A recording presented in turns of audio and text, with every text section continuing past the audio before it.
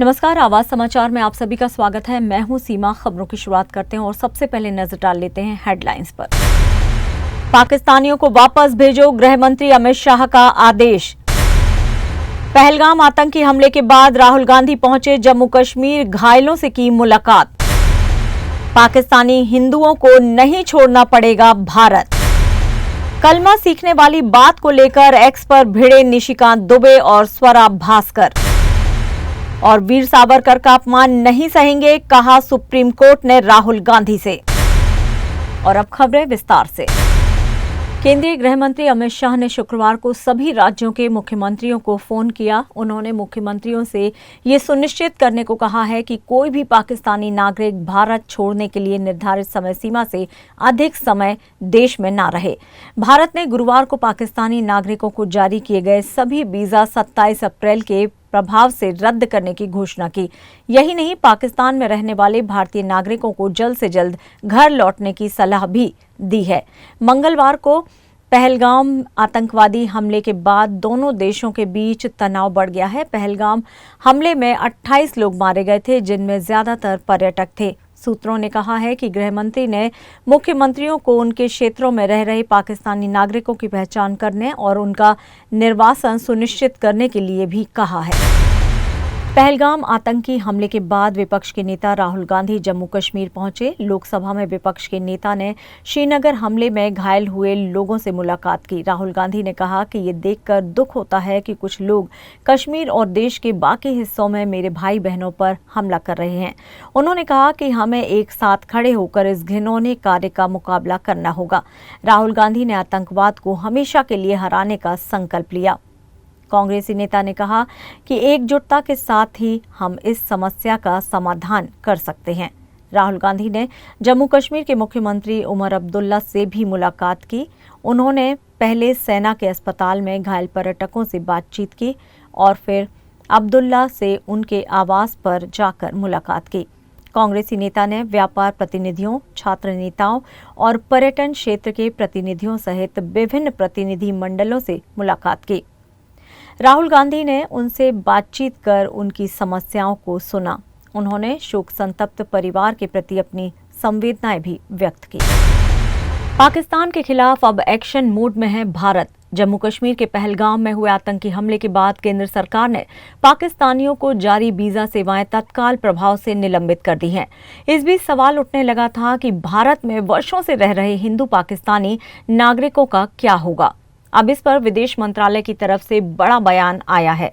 प्रवक्ता रणधीर जायसवाल ने साफ कर दिया है कि फैसला उन हिंदू पाकिस्तानी नागरिकों पर लागू नहीं होगा जिन्हें पहले से लॉन्ग टर्म वीजा यानी कि LTV जारी किया जा चुका है। ऐसे में लोग भारत में रह सकेंगे और उनके वीजा वैध भी माने जाएंगे, यानी डरने की जरूरत नहीं है। जो शरण लेने के मकसद से भारत आए थे, उन्हें भारत छोड़ना नहीं पड़ेगा। स्वरा भास्कर ने बीजेपी नेता निशिकांत दुबे द्वारा कलमा सीखने की पोस्ट पर निशाना साधा है। दरअसल निशिकांत दुबे ने पहलगाम हमले में कलमा न पढ़ने और निर्दोष लोगों के मारे जाने को लेकर एक्स पर पोस्ट किया था, जिसमें उन्होंने कहा था कि आजकल कलमा सीख रहा हूं, पता नहीं कब जरूरत पड़े।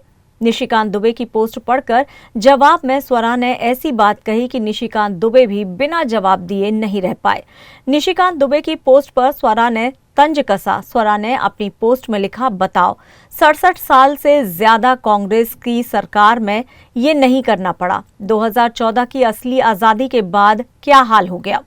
स्वरा की पोस्ट के बाद बीजेपी नेता निशिकांत दुबे भी चुप नहीं बैठे। उन्होंने भी पलटवार करते हुए एक्स पर एक पोस्ट किया। उन्होंने स्वरा भास्कर की पोस्ट को टैग करते हुए लिखा, धर्म परिवर्तन करने वाले मुल्ले भी ज्ञान बांट रहे हैं। दरअसल कलमा पढ़ने का पूरा मामला पहलगाम आतंकी हमले के बाद शुरू हुआ था।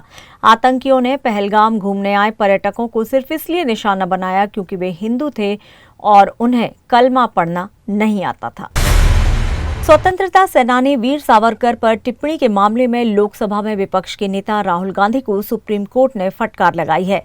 सुप्रीम कोर्ट ने नाराजगी जाहिर करते हुए राहुल गांधी से कहा है, आपको स्वतंत्रता सेनानियों का मजाक नहीं उड़ाना चाहिए। आप राजनेता हैं, ऐसे गैर जिम्मेदाराना बयान ना दें।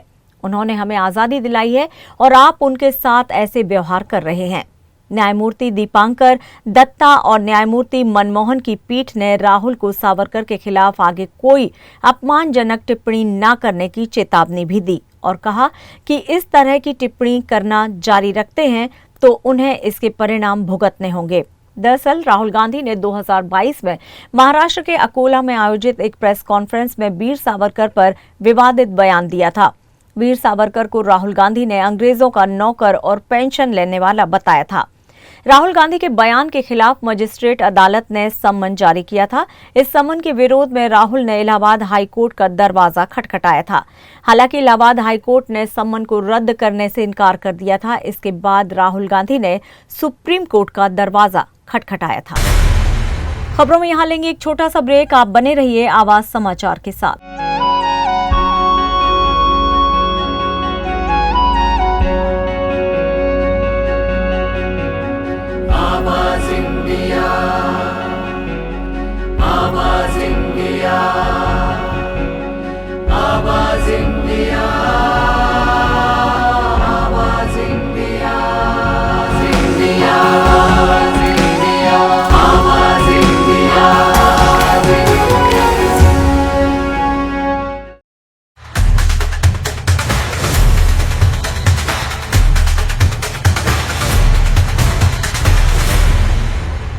ब्रेक के बाद एक बार फिर से आप सभी का स्वागत है। बढ़ते हैं अपनी अगली खबर की ओर।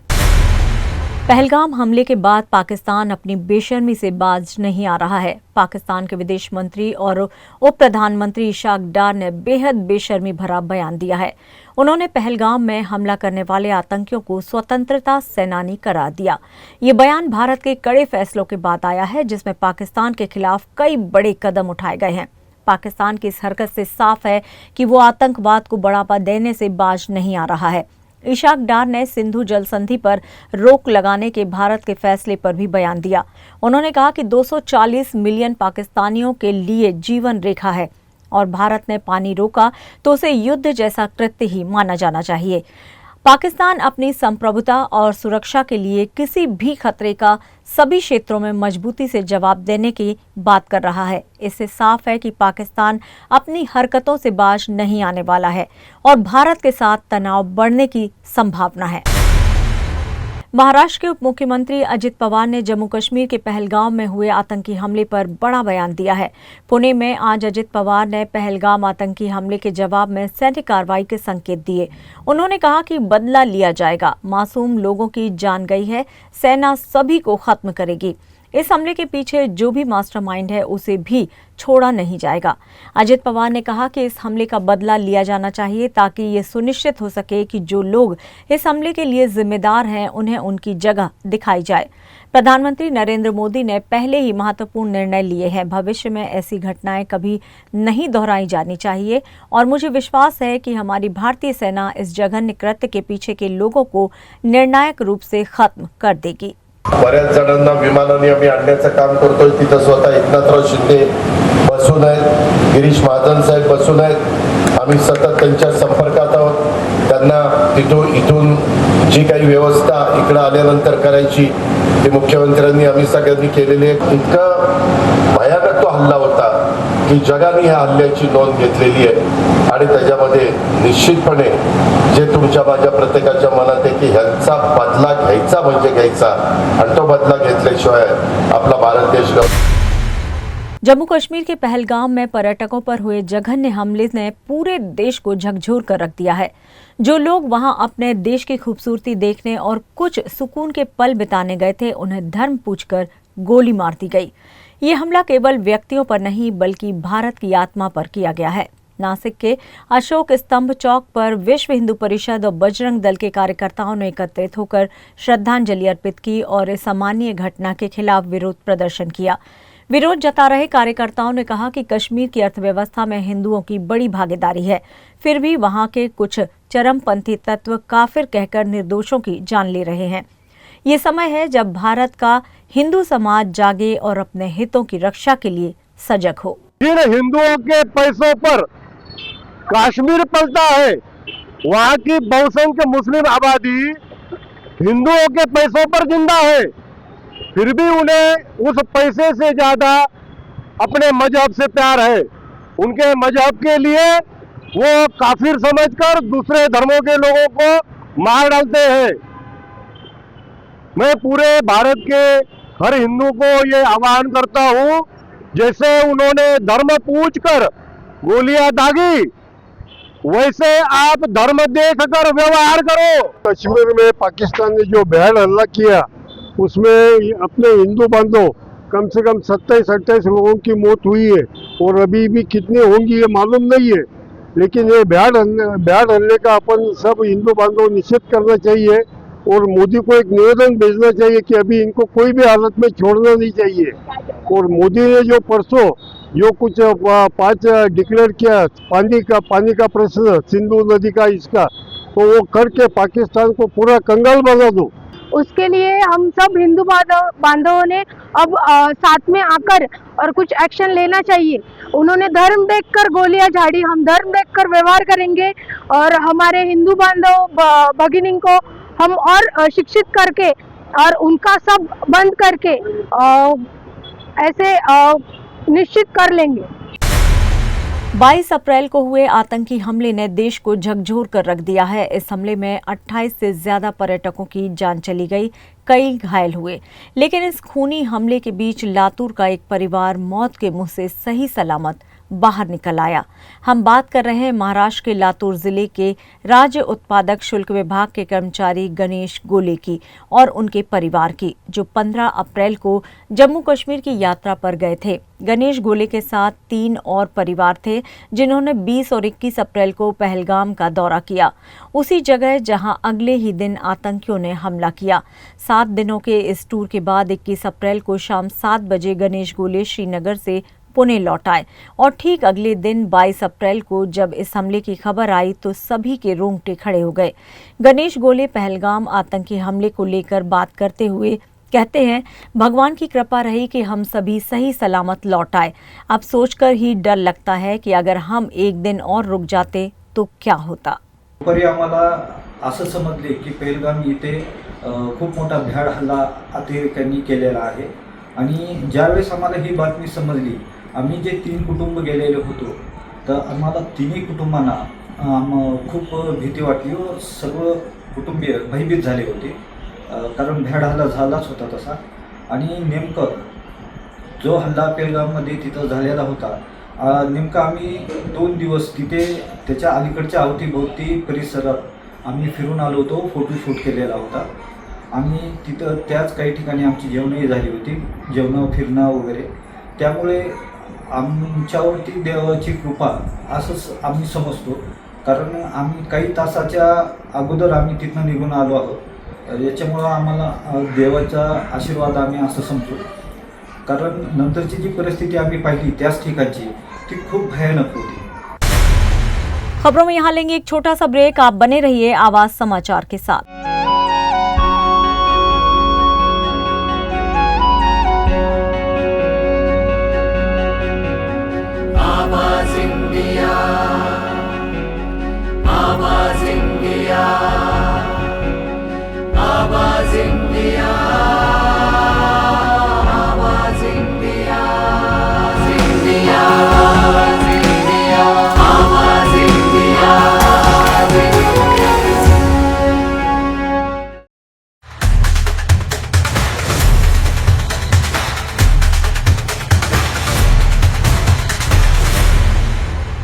ब्रेक के बाद एक बार फिर से आप सभी का स्वागत है। बढ़ते हैं अपनी अगली खबर की ओर।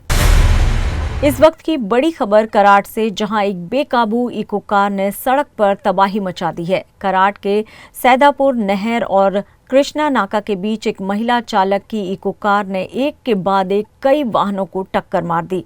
इस दर्दनाक हादसे में 3 लोग गंभीर रूप से घायल हो गए हैं, जबकि 6 अन्य को मामूली चोटें आई हैं। हादसे में शामिल कई वाहन बुरी तरह से क्षतिग्रस्त हुए और कुछ समय के लिए इलाके में यातायात पूरी तरह से ठप हो गया। इको कार चला रही महिला भी इस हादसे में गंभीर रूप से घायल हो गई है और उसे फौरन एक निजी अस्पताल में भर्ती कराया गया है।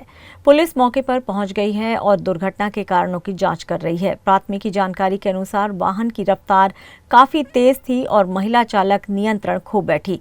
इस हादसे ने न सिर्फ सड़क पर कोहराम मचा दिया, बल्कि पूरे इलाके में दहशत का माहौल भी पैदा कर दिया। स्थानीय पुलिस इस एक्सीडेंट को लेकर जांच पड़ताल में जुट गई है और हादसे की सही कारणों की जांच कर रही है। स्थानीय लोगों के साथ साथ कार चालक महिला के परिवार से भी पूछताछ की जा रही है। पहलगाम के आतंकी हमले में पूरे देश को हिलाकर रख दिया है। सोशल मीडिया पर लोगों में इस हमले को लेकर आक्रोश देखने को मिल रहा है। वहीं इस बीच सैफ अली खान की बेटी सारा अली खान ने कश्मीर से अपने वेकेशन का फोटो शेयर करते हुए इस आतंकी हमले पर शोक जताया है। जम्मू कश्मीर के पहलगाम में आतंकी हमले के 2 दिन बाद सारा अली खान ने इंस्टाग्राम स्टोरी पर घाटी से अपनी एक तस्वीर को शेयर किया। उन्होंने शांति और न्याय के लिए प्रार्थना की, लेकिन वही कुछ लोग इस पोस्ट को लेकर सारा अली खान को ट्रोल कर रहे हैं। सारा ने अपनी पोस्ट शेयर करते हुए नोट में लिखा कि इस बर्बरता क्रूरता से मेरा दिल टूट गया है। उन्होंने कश्मीर के बारे में बात करते हुए आगे लिखा कि कश्मीर को धरती का स्वर्ग माना जाता है। सारा का इरादा भले ही दुख व्यक्त करने का हो, लेकिन कश्मीर से अपनी वेकेशन की पोस्ट शेयर करने के लिए एक्ट्रेस को ट्रोलिंग का सामना भी करना पड़ रहा है। लोगों को उनकी पोस्ट के कैप्शन और तस्वीर के बीच कोई तालमेल नजर नहीं आ रहा है। यूजर्स ने उनकी निंदा फोटो के चयन को लेकर की। एक यूजर ने लिखा कि इसमें उदासीनता और जागरूकता की कमी है। सहानुभूति की आड़ में उस जगह की तस्वीर पोस्ट करना बिल्कुल भी सही नहीं है। पहलगाम में हुए आतंकी हमले ने पूरे देश को झकझोर कर रख दिया है। 22 अप्रैल 2025 को दिन दहाड़े घूमने आए टूरिस्टों पर आतंकवादियों ने गोलियां दागी, बेरहमी से उनकी हत्या कर दी। इस हमले की निंदा करते हुए बॉलीवुड सेलिब्रिटीज ने कड़ी से कड़ी सजा देने की मांग की है। वहीं बॉलीवुड के मशहूर सिंगर अरिजीत सिंह ने पहलगाम आतंकी हमले के बाद अपना शो कैंसिल कर दिया है। 27 अप्रैल को चेन्नई में उनका कॉन्सर्ट होने वाला था, लेकिन अब इसे रद्द कर दिया गया है। गुरुवार को सिंगर ने रीशेयर किए गए पोस्ट के जरिए इसकी जानकारी दी। उन्होंने लिखा कि पहलगाम घटना एक दुखद घटना है। आयोजकों और कलाकारों ने मिलकर शो कैंसिल करने का फैसला लिया है। सभी टिकट होल्डर्स को पूरा पैसा वापस मिलेगा और अमाउंट ऑटोमेटिकली आपके ओरिजिनल पेमेंट मोड में वापस कर दिया जाएगा। अरिजीत सिंह के फैंस उनके इस फैसले की सराहना कर रहे हैं। जम्मू कश्मीर के पहलगाम में हुए आतंकी हमले से हर जगह देश में गमगीन माहौल बना हुआ है। वहीं बॉलीवुड सेलेब्स ने भी इस हमले का विरोध किया है। अभिनेता आमिर खान ने भी इस हमले को लेकर दुख जताया है। दरअसल आमिर खान की हिट फिल्म अंदाज अपना अपना शुक्रवार को एक बार फिर से सिनेमा घरों में रिलीज हुई है।